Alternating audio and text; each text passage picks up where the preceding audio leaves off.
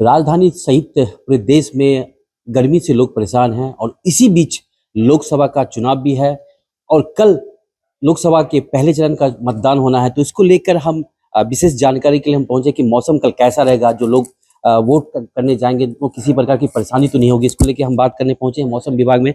हमारे साथ वरिष्ठ वैज्ञानिक है सोमा सिंह रॉय जी। मैम, कल नॉर्मली लोकसभा चुनाव का पहला चरण का मतदान है, लेकिन वहीं लगातार गर्मी बहुत हो रही है दिल्ली एनसीआर समेत पूरे देश में। तो लोग जो कल जो जाएंगे, तराई की बात करते हैं, जमीनी और पहाड़ी इलाके की बात, दोनों से बात कर रहे हैं, तो कैसा मौसम रहेगा जहां जो वोट करने अगर चाहते हैं तो कहाँ का मौसम खराब हो सकती है, कहाँ गर्मी हो सकती है, कहाँ बारिश पड़ सकती है, इसके बारे में जानते हैं। देखिए, कल के दिन का अगर बात करें तो थोड़ा कॉम्प्लिकेटेड है सीन इन द सेंस कि आपका जिस तरफ नॉर्थ वेस्ट इंडिया में कल बारिश, बादल और बिजली गिरने की संभावना रहेगी, उसी तरफ आपका ईस्ट और साउथ पेनिनसुलर इंडिया में आपका हीट वेव और टेम्परेचर्स हाई रहने की संभावना रहेगी। तो ये दोनों कारणों से ही हमारा आपके जो दर्शक हैं उनको हानि पहुंच सकती है। तो दोनों हर एक राज्य के हिसाब से हमारा जो फोरकास्ट और वार्निंग है उसको अगर राज्य बाय राज्य चले तो हमें ये पता चलता है कि कौन से राज्य में आपको क्या प्रिकॉशन लेनी चाहिए, ये इस तरह का मौसम के संदर्भ में। नॉर्मली उत्तर प्रदेश, उत्तराखंड, मध्य प्रदेश समेत बहुत सारे राज्य हैं जो कल, जहाँ पे राजस्थान हो गया और भी जगह चुनाव है। तो अगर बात करें नॉर्मली यूपी उत्तराखंड की बात करते हैं, राजस्थान की बात करते हैं, मध्य प्रदेश की बात करते हैं, जम्मू कश्मीर की भी बात करते हैं, तो कैसा वहाँ पे क्या स्थिति रहेगी? देखिए, एक बहुत सक्रिय पश्चिम विक्षोभ आ रही है। ये सक्रिय इसलिए है कि पहाड़ी क्षेत्र में और प्लेन्स में भी हमारा कल थंडरस्टॉर्म एक्टिविटी यानी कि काफी बिजली कड़कने की संभावना है। हिमाचल प्रदेश में कल ऑफ कोर्स ओले गिरने की संभावना है। और मगर जो सबसे बड़ी बात है, जब बादल आती है तो थंडरस्टॉर्म्स के साथ साथ अपना बिजली गिरने की भी संभावना रहती है। तो मेरा दरख्वास्त यही है आपके दर्शकों से कि जब भी आसमान में बादल देखेंगे, नॉर्मली लोग बाहर नहीं घूमते हैं, मगर क्योंकि कल वोटिंग के दौरान आप अगर बूथ के पास आसपास हैं तो कोशिश करिए किसी पक्के स्ट्रक्चर के नीचे शेल्टर लेने का, क्योंकि बारिश से ज्यादा खतरनाक होती है बिजली गिरने का। और जहां बहुत लोग इकट्ठे होते हैं वहां पर बिजली गिरने की संभावना बढ़ जाती है। जहां पर हिमाचल प्रदेश में कल वोटिंग तो नहीं है, मगर फिर भी ओले गिरने की संभावना है। और मध्य प्रदेश की अगर बात करें, उत्तर प्रदेश, मध्य प्रदेश, यहाँ खास कल वेदर का कोई संभावना नहीं है।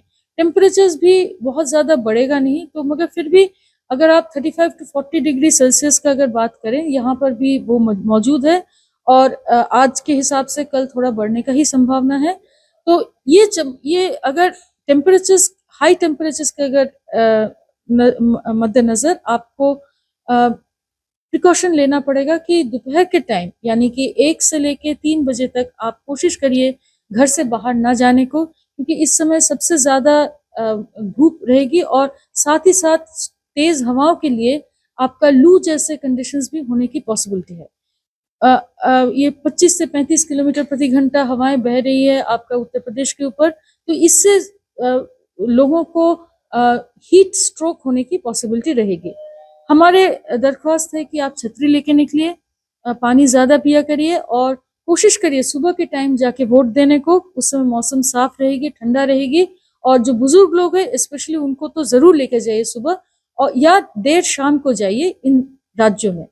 अगर पेनिनसुला की बात करें तो जैसा आपका तमिलनाडु वगैरह है, वहां पर अभी हीट वेव चल रही है। तो हीट वेव का साथ साथ हॉट एंड ह्यूमिड कंडीशंस भी है। ये काफी भयानक स्थिति है कि क्योंकि लोग जब वोटिंग के लिए लाइन में खड़े होते हैं तो पानी पीते नहीं है, तो इससे आपका क्षतिग्रस्त होने का संभावना बढ़ जाती है। साथ ही साथ साउथ तमिलनाडु में कल थंडरस्टॉर्म्स का भी प्रोबेबिलिटी है, यानी कि देर शाम को, रात को होने की संभावना है। तो अगर आसमान में बिजली देखते हैं, बादल देखते हैं, जरूर प्रिकॉशन लीजिए। तमिलनाडु के लिए भी ये दरख्वास्त है। और हीट वेव का जो स्थिति है उससे बचने के लिए, जैसे मैंने बताया, मध्य प्रदेश, उत्तराखंड के लिए, उत्तर प्रदेश के लिए, वो तमिलनाडु के लिए भी लेना चाहिए। जो सबसे क्षतिग्रस्त इलाका है मौसम के हिसाब से, वो है अभी बंगाल और उड़ीसा। तो बंगाल में कल से हमने ऑरेंज अलर्ट जारी किए हैं क्योंकि सीवियर हीट वेव होने की संभावना है। बंगाल में कल इलेक्शंस भी है, तो हमारे दरख्वास्त यही रहेगा क्योंकि कल आपका थंडरस्टॉर्म्स का ज़्यादा संभावना नहीं देख रहे हैं, तो आप ज़रूर टेम्परेचर से बच के काम करिए। बादल का संभावना कम दिख रहा है, तो कोशिश करिए कि 12 से लेके 3-4 बजे तक ना निकले क्योंकि उसी समय सबसे ज़्यादा टेम्परेचर्स रहती है आपका स्पेशली दक्षिण बंगाल में। तो हमारा उम्मीद है कि आप हमारा दरख्वास्त है कि आप छतरी लेके निकलिए, आप हल्के सूती के कपड़े पहनिए, पानी ज़्यादा पी के निकलिए और कोशिश करिए छाँव में रहने की इस दौरान। दो सवाल छोटा छोटा है। पहला सवाल तो हम आते हैं दिल्ली एनसीआर की बात करते हैं, दिल्ली के समेत एनसीआर की बात करते हैं। अभी आज की बात करते हैं तो कितना मिनिमम है और मैक्सिमम है, और आने वाले कुछ दिन यानी कि एक सप्ताह की बात करते हैं तो क्या है स्थिति रहेगी? देखिए, आज का मिनिमम था 20.6 सफदरजंग अगर देखते हैं, मगर आपका अगर पूरा दिल्ली का देखते हैं 20 से 22 तक का रेंज में है। मैक्सिमम आज होने की संभावना है 38 के आसपास। मगर अगर आप मैप देखते हैं तो एक पश्चिम विक्षोभ, एक्टिव पश्चिम विक्षोभ आ रही है। ये आज थोड़ा बहुत आगे आई है, आगे ये और भी आगे निकलेगी, तो हमारा दिल्ली एनसीआर के इलाके में कल से बादल काफी आ जाएंगे, जिससे कि टेम्परेचर आपका 3 से 4 डिग्री गिरने की संभावना है मैक्सिमम टेम्परेचर। तो अगर कुल मिला के बाद उसके बाद ये निकल जाएगी परसों, तो दोबारा टेम्परेचर बढ़ने लगेगा। कुल मिला के अगर बात करें तो अगले 4 से 5 दिन में टेम्परेचर्स में थोड़ा बहुत गिरेगी, थोड़ा बढ़ेगी। तो ओवरऑल अगर देखें 5 दिन का, तो ये 34 से लेके 38 तक ही टेम्परेचर्स रहने की संभावना 40 है। के नीचे नीचे ही 40 रहेगा। के नीचे ही रहने अभी की इस तरह की संभावना स्थिति नहीं बनने वाली है जो सोच रहे हैं लोग। नहीं, क्योंकि नॉर्थ ईस्ट इंडिया में आपने हमारा मंथली फोरकास्ट, सीजनल फोरकास्ट भी देखे होंगे कि हमारा उम्मीद था कि इस महीने में बहुत सारे पश्चिम विक्षोभ आएंगे, जिसके चलते नॉर्थ ईस्ट इंडिया में frankly large scale heat wave अभी तक नहीं आया। और जो हमारा main heat wave prone area जो मंथली स्केल में भी दिखा रहे थे और अभी जो चल भी रहा है, वो है पेनिनसुलर इंडिया और ईस्ट इंडिया। तो इधर आपका हीट वेव स्थिति जारी है और जारी रहेगा अगले 4 से 5 दिन। 4 से 5 दिनों में। लास्ट सवाल है जाते जाते कि मैम, कल पहले चरण की वोटिंग है, तो आप दर्शकों को क्या कहेंगे जो वोट डालने कल जाने वाले? देखिए, ये हमारा एक गणतांत्रिक सोसाइटी में ये हमारा राइट भी है, हमारा ड्यूटी भी है। हम सभी का एक ओपिनियन है।